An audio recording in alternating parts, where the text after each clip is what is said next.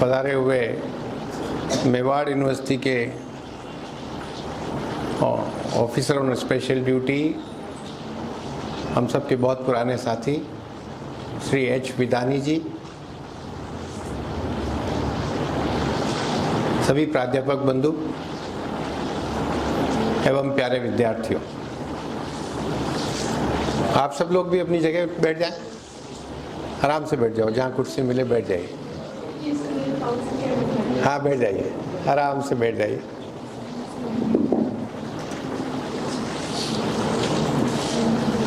अभी आप सब लोगों ने 3 जयंतियां यहाँ पर मनाई, महावीर जयंती और बैसाखी और अंबेडकर जयंती।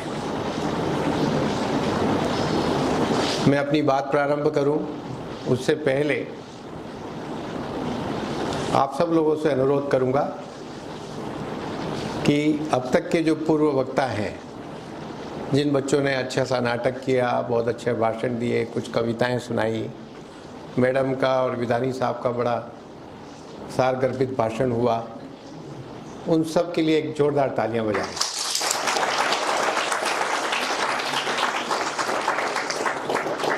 दूसरा, बीएड डिपार्टमेंट ने ये बहुत अच्छी साज सज्जा करी, वैसाखी के उत्सव पर और महावीर जयंती पर और अम्बेडकर जी पर जो कुछ यहाँ पर चित्रण किया, सारे इम्पोर्टेंट इवेंट्स लिखे और बहुत अच्छे से सजाया, इसके लिए उनके लिए भी जोरदार तालियां बजाएं।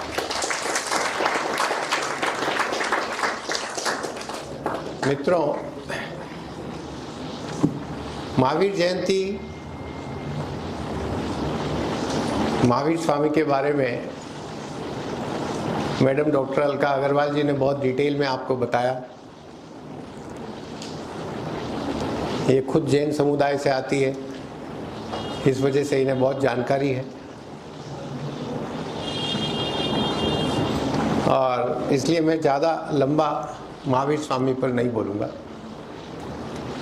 महावीर स्वामी और महावीर स्वामी से पहले 23 तीर्थंकर हुए और ये सब के सब ऋषि महर्षि थे, एक तरीके से वैज्ञानिक भी थे, समाजशास्त्री थे और इन 24 ही तीर्थंकर ने मिलकर सामान्य परिस्थितियों में, मेरी बात पर ध्यान दीजिएगा, सामान्य परिस्थितियों में जीवन को सर्वश्रेष्ठ तरीके से जीने के जो सिद्धांत बताए हैं वो जैनिज्म में सब लिखे गए हैं। यानी कि सामान्य परिस्थितियों में अगर हम सर्वोत्तम तरीके से जीना चाहते हैं, जिससे कि समाज व्यवस्था ठीक से चले, किसी तरह का कोई आपस में मतभेद न हो और हम स्वस्थ भी रहें, जिए और जीने दें, इन सब चीज़ों के जो सिद्धांत हैं वो जैनिज्म में है। वो इन 24 तीर्थंकर ने और उसके बाद जो अभी तक के जो ऋषि मुनि हुए हैं, जो जैन सिद्धांतों को मानते हैं, वह बताते रहते हैं। और ये सिर्फ इसका ठेका सिर्फ जैन धर्म वालों ने ही नहीं ले रखा है कि जो जैन आपके नाम के आगे जैन लगाते हैं। ये सब के लिए, पूरे संपूर्ण मानव जाति के कल्याण के लिए बनाए गए सिद्धांत हैं। इसलिए ये जो मिसनोमर हो जाता है कि जो जैन, ये जैन है, हम जैन हैं इसलिए हम इसे मानेंगे और चूंकि हम जैन नहीं हैं इसलिए हम इसका विरोध करेंगे, ये गलत है। इस बात को ध्यान में रखना चाहिए। धर्म को भी यहाँ परिभाषित करना चाहिए। हर एक आदमी, कोई भी समुदाय अपने आगे, अपने समुदाय के नाम के आगे धर्म लगाता है। धर्म का जो सही शाब्दिक अर्थ है वो है धर्म वह धारण करने योग्य, यानी कि वह सिद्धांत जो हम अपने जीवन में धारण कर सके उसे हम धर्म कहते हैं। धर्म का मतलब कर्तव्य से भी होता है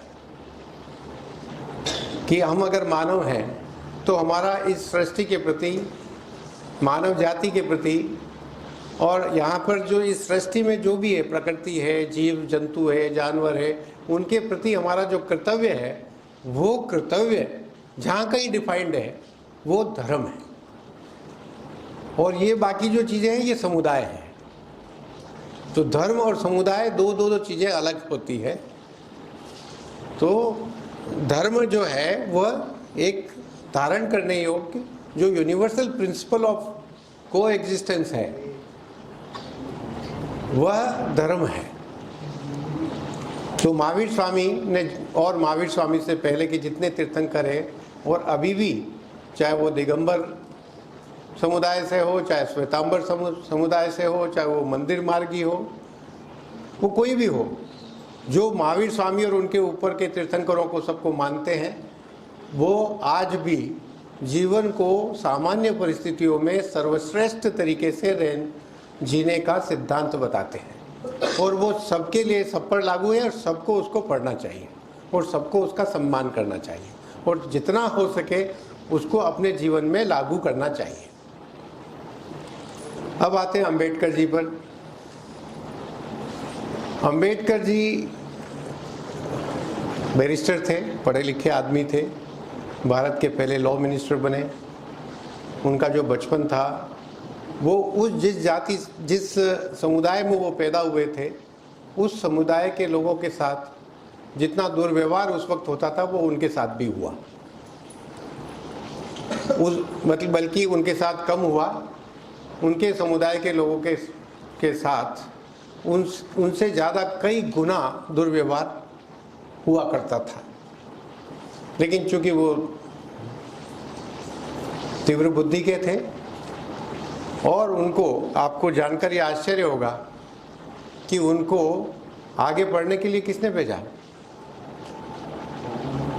बड़ौदा के जो महाराजा थे उन्होंने उनको स्कॉलरशिप देके उन्होंने इंग्लैंड पढ़ने भेजा उनको। तो ऐसा नहीं है कि इस समाज में अच्छे लोग नहीं थे, यानी कि वो सवर्ण समाज से थे और सवर्ण समाज में होने के बावजूद उन्होंने एक दलित बच्चे को स्कॉलरशिप दी और कहा कि जा बच्चे तुम वहाँ जाके पढ़। तो इंग्लैंड में अंबेडकर पढ़े उनके पैसे से। जो महाराजा बड़ौदा थे उनके पैसे से वो पढ़े और उसके बाद बार एक्ट लॉ करके आए, पीएचडी करके आए और फिर उन्होंने लिखना पढ़ना शुरू किया। कॉन्स्टिट्यूशनल, जो हमारी कॉन्स्टिट्यूशन ड्राफ्टिंग कमेटी थी, यानी कि जो हमारी संविधान सभा के अंतर्गत हमारी एक संविधान सभा बनी, उस संविधान सभा में एक कमेटी बनी, वो कमेटी कॉन्स्टिट्यूशन ड्राफ्टिंग कमेटी बनी, वो उसके चेयरमैन थे। तो यानी कि पूरा जो कॉन्स्टिट्यूशन बना वो उनकी देखरेख में बना। वही जो कई बार मिस नोवर कहता है कि उन्होंने कॉन्स्टिट्यूशन बनाया, उन्होंने नहीं बनाया कॉन्स्टिट्यूशन। कॉन्स्टिट्यूशन जो बना वो उनकी देखरेख में एक पूरी कमेटी ने बैठ के बनाया। और मैं एक और बात कह रहा हूँ, स्पेशली जो लॉ स्टूडेंट्स हैं, कि कॉन्स्टिट्यूशन कमेटी, कॉन्स्टिट्यूशनल मेंबर, जो कॉन्स्टिट्यूशन कमेटी बनी और जो हमारी संविधान सभा बनी, उस संविधान सभा के बाद जब हमारा कॉन्स्टिट्यूशन बना और कॉन्स्टिट्यूशन की ड्राफ्टिंग पूरी हुई, तो उसके बाद B.R. अम्बेडकर का जो लेक्चर है वो पढ़ना चाहिए कि उन्होंने अपने इस कॉन्स्टिट्यूशन के बारे में क्या कहा। उस पर उन्होंने ये जो रिजर्वेशन के जो क्लासेस डाले उस पर उन्होंने बड़ा प्रकाश डाला, उसको पढ़ना चाहिए। दुख की बात यह है कि जिस भावना से कॉन्स्टिट्यूशन कमेटी के मेंबर्स ने और जिस भावना से B.R. अम्बेडकर ने ये संविधान में जो रिजर्वेशन के प्रोविज़न डाले, उस भावना का दुरुपयोग अब हो रहा है। अब इसको as a vote bank use किया जा रहा है और इसको एक, उन्होंने तो बनाया था कि इससे सदियों से जिस एक समाज के प्रति कि उसकी उपेक्षा हो रही थी, उसके ऊपर अत्याचार हो रहे थे, उसके ऊपर दोगला व्यवहार होता था, जिसको किसी बच्चे ने बहुत अच्छा वर्ड यूज़ किया कि देवर इफेक्टेड बाय डबल स्लेवरी, यानी कि दोहरी दास्ता उनके ऊपर थी। वो सब खत्म होगी और समाज समरस होगा। लेकिन आज वो रिजर्वेशन पॉलिसी समाज में भेद पैदा कर रही है। समाज को एक दो भागों में बांट दिया उन्होंने, reserve class and non reserve class.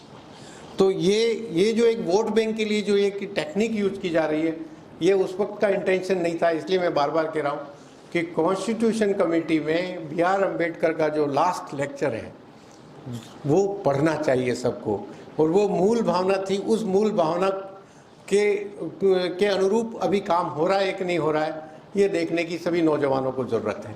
और सवाल खड़े करने चाहिए नौजवानों को कि ये लिखा हुआ था, क्या ये अभी अप्लाई हो रहा है? ये जो हमारे आज के जो खेरख्वां बने हुए हैं, जो लीडर्स हैं, जो हमारे मिनिस्टर्स हैं, उन सब से ये सवाल पूछा जाना चाहिए कि भावना तो ये थी, अब आप इसको एज ए वोट बैंक क्यों यूज कर रहे हैं?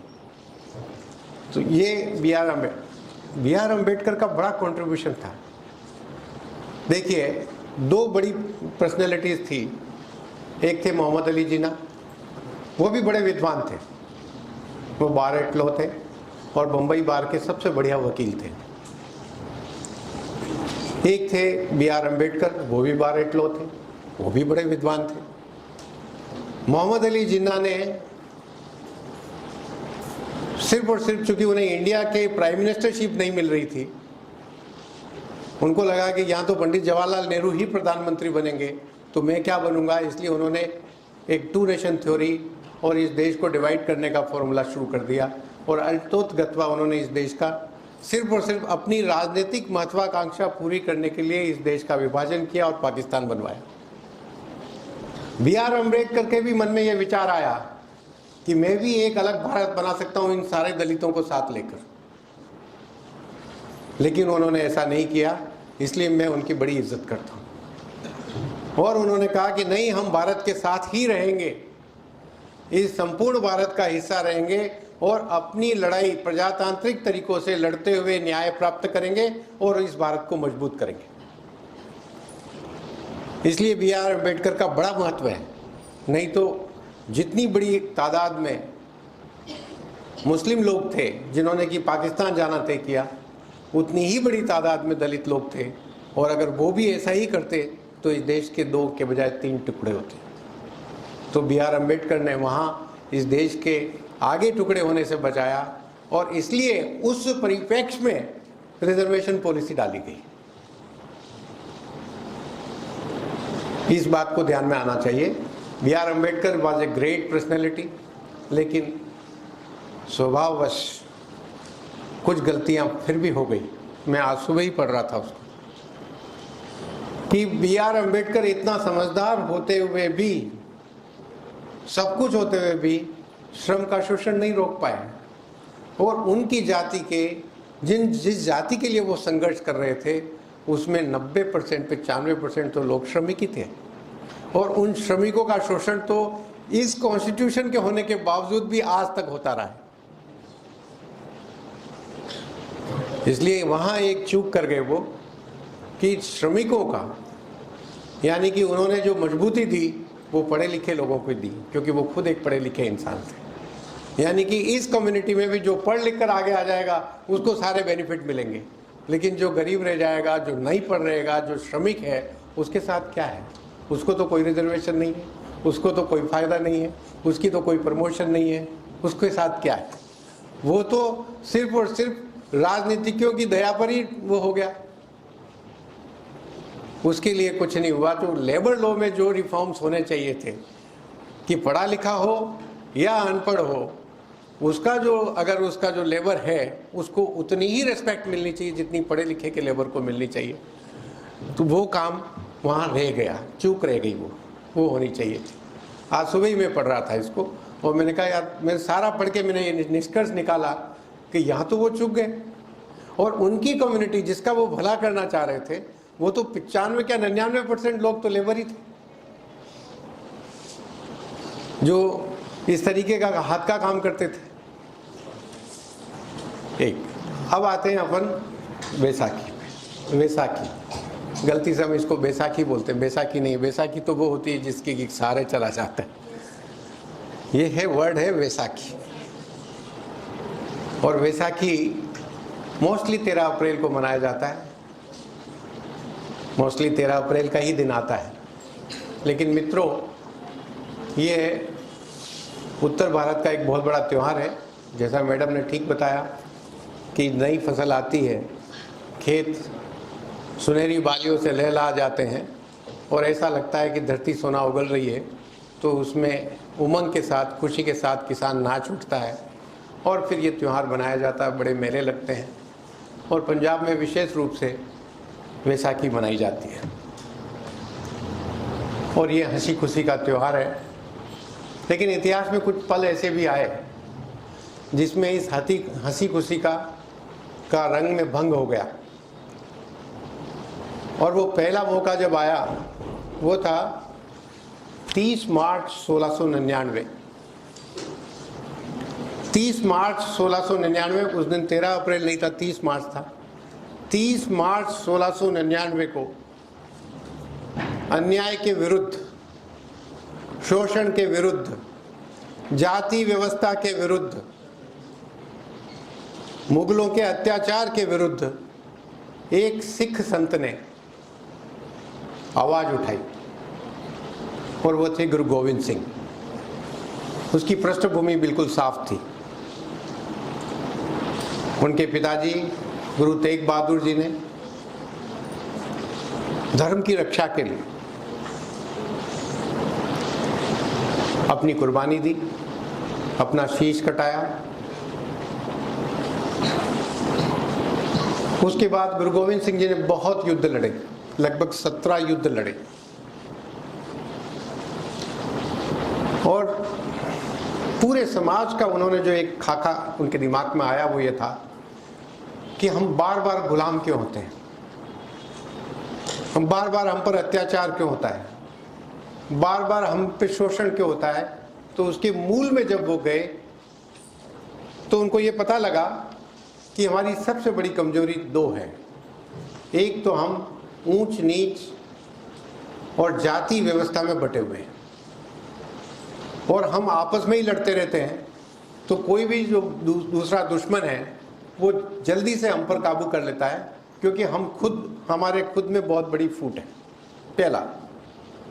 और दूसरा ये है कि हम दुनिया भर के कर्म कांडों में, दुनिया भर के रीति रिवाजों में, दुनिया भर के टोटे टोटकों में, दुनिया भर की तमाम जो मिथ्या प्रचलन है उसमें फंसे हुए हैं। और हम हमेशा चमत्कार को देखते रहते हैं कि कुछ होगा तो भगवान ठीक करेगा, हमारे बस का कुछ नहीं है। ऐसे हम भीरू डरपोक किस्म के लोग हो गए हैं। ये डर और भीरू पर निकलना चाहिए। ये जाति व्यवस्था पर बहुत ज़बरदस्त चोट की जानी चाहिए। इस बात को ध्यान में रखते हुए उन्होंने एक बहुत बड़ा सम्मेलन बुलाया। क्यों कि उस दिन वैसाखी थी और वैसाखी पे वैसे भी लोग इकट्ठे होते थे। तो उन्होंने आनंदपुर साहिब में एक बहुत बड़ा पहाड़ी के ऊपर सम्मेलन सा बुला लिया, जिसको आज की डेट में सरबत खालसा बोलते हैं। वो बुलाया उन्होंने, और बुलाने के बाद आपने देखा बच्चों को, तो उन्होंने 5 लोगों को उसमें से अपील करके बुलाया कि कौन ऐसा है जो कौम के लिए अपनी जान देने को हाजिर है। सन्नाटा छा गया, कोई तैयार नहीं हुआ, सबकी गर्दन नीची हो गई। एक गरीब कुचला हुआ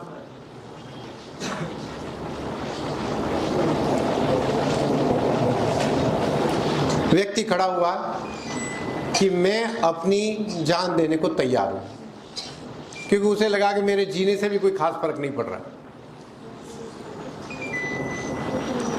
दूसरा खड़ा हुआ, तीसरा खड़ा हुआ, चौथा खड़ा हुआ, 5वां खड़ा हुआ। मैं उनको रिपीट नहीं करूंगा।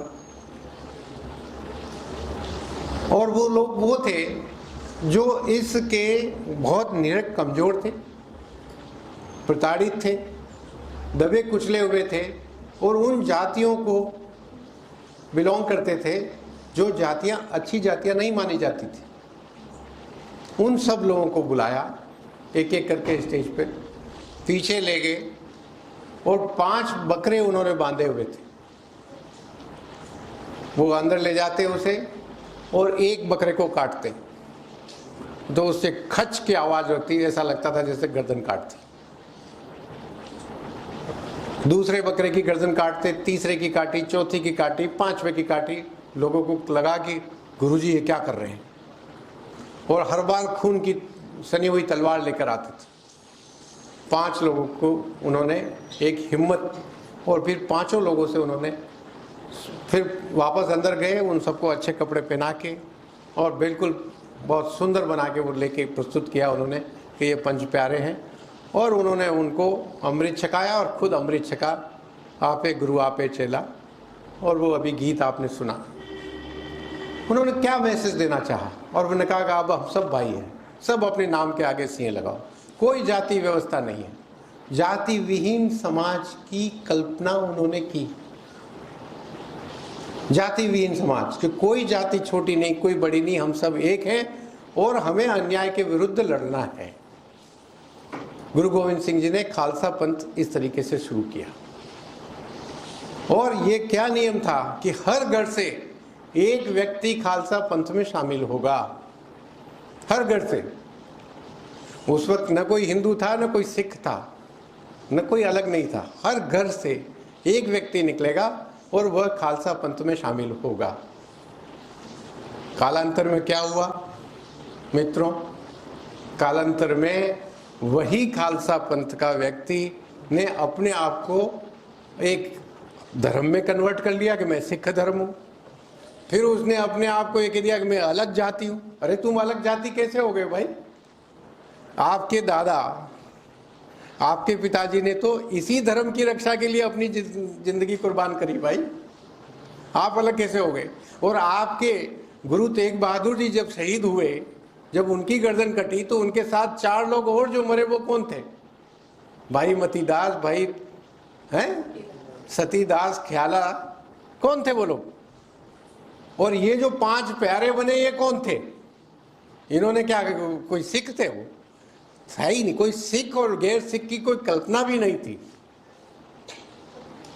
ये था कि हर घर से एक व्यक्ति खालसा पंथ में शामिल होगा। पंथ प्यार, खालसा पंथ बनाया, कोई धर्म का नाम नहीं दिया। उन्होंने कहा धर्म तो लिखा हुआ है। तो पंथ में उन्होंने शामिल किया। कालांतर से अपने राजनीतिक स्वार्थों के लिए और अपनी महत्वाकांक्षाओं को करने के लिए इसको धर्म बनाया गया। और इसको धर्म बनाकर फिर कहा कि हम दूसरे समाज से अलग हैं, हम हिंदू नहीं हैं, हम अलग हैं। और दुख की बात यह है कि अब वो लोग जो उस महान परंपरा से आते हैं, जिसकी कितनी बड़ी महान परंपरा थी। एक गुरु नहीं थे, कई गुरुओं ने अपने बलिदान दिए। और उनके साथ, और आप कैसे भूल सकते हैं उनको? बंदा सिंह बैरागी को। बंदा सिंह बैरागी कौन था भाई? बैरागी था, वो तो ब्राह्मण था। और उसने जो कमाल किया, क्या सिख इतिहास उसको भुला सकता है? बंदा सिंह बैरागी को है वो उन सब के, और उसके साथ कितने लोगों ने अपनी कुर्बानियां दी, कितने लोगों ने अपनी जान गंवाई। उस पंथ को मानने वाले लोग आज ये कहते हैं कि हम हिंदुओं से अलग है, हम इस देश से अलग है, हमें अलग देश चाहिए। वो खालिस्तान की बात करते हैं। कितनी बड़ी शर्म की बात है? जिनकी परंपरा, आज महाराणा प्रताप के वंशज ये कह रहे जी हम तो राजपूत हैं, हमने तो 1000 साल तक कुर्बानियां दी अपनी, हमें अलग देश दो। फिर क्या होगा? है ये क्या बात हुई? ये एक आंखें खोलने वाली बात है नौजवान लोगों की। गलतियां दोनों साइड से हुई है। जो रेस्पेक्ट, जो आदर हमें उन सिख गुरुओं को देना था, वो हमने नहीं दिया। और जो उन गुरुओं के जो फॉलोअर्स हैं, उन्होंने जो त्याग और तपस्या दिखानी थी वो नहीं दिखाई। दोनों साइड से गलतियां हुई है। ये गलतियां आगे नहीं होनी चाहिए। और हमें स्पेशली जो मेवाड़ इंस्टीट्यूट के लोग, बच्चे जो हैं, हमें एक जाति विहीन समाज की रचना करनी। जाति सिर्फ इस बात के लिए है, अपने गौरव के लिए है कि हमारे जो पुरखे थे वो इस परंपरा से आते हैं, इस महापुरुष की परंपरा से आते हैं।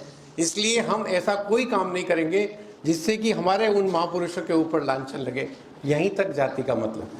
ज़्यादा से ज़्यादा इसका मतलब विवाह के संबंधों से है, बस। इसके अलावा हम जातिगत कभी कोई भेद नहीं करेंगे। ये जातिगत भेद गुरु गोविंद सिंह ने उस वक्त 1699 में ये बात पहचान ली थी। 1699 में उन्होंने कहा मैं जातियां खत्म करना चाहता हूं, और हम आज तक अपनी जातियां खत्म नहीं कर पा रहे। और हम ये सोचेंगे कि ये सरकारें जातियां खत्म करेगी। अब तो सरकारें इस बात पर आ गई है कि जातीय जनगणना होनी चाहिए, जातीय तरीकों से वो टिकट देते हैं, तो वो कभी ठीक नहीं करेंगे। ये काम आज की युवा पीढ़ी और ये शिक्षण संस्थान करेंगे कि हम जाति व्यवस्था पर विश्वास नहीं करते। हम सिर्फ एक ही जाति है, वो है हम हिंदुस्तानी।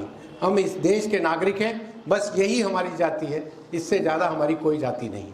इस बात को जब तक हम नहीं मानेंगे तब तक हमारा ये जयंतियाँ मनाने का भी कोई मतलब नहीं रहेगा। गुरु गोविंद सिंह जी ने देखो कितने बड़े व्यक्ति थे वो, और उन्होंने दुनिया देखी थी, समझे थे। उन्होंने 17 युद्ध किए, और 17 युद्ध करने के बाद इस निर्णय पे पहुंचे कि मुझे एक ऐसा पंथ स्थापित करना है जो आपे गुरु आपे चेला, अपनी सुरक्षा खुद कर सके, ऐसा घर घर में मैं एक नौजवान तैयार करूंगा। ये बात उन्होंने उस वक्त कही थी, वो बात आज भी उतनी ही रिलेवेंट लागू होती है। इसलिए हमें इस जाति व्यवस्था पर चोट करनी है।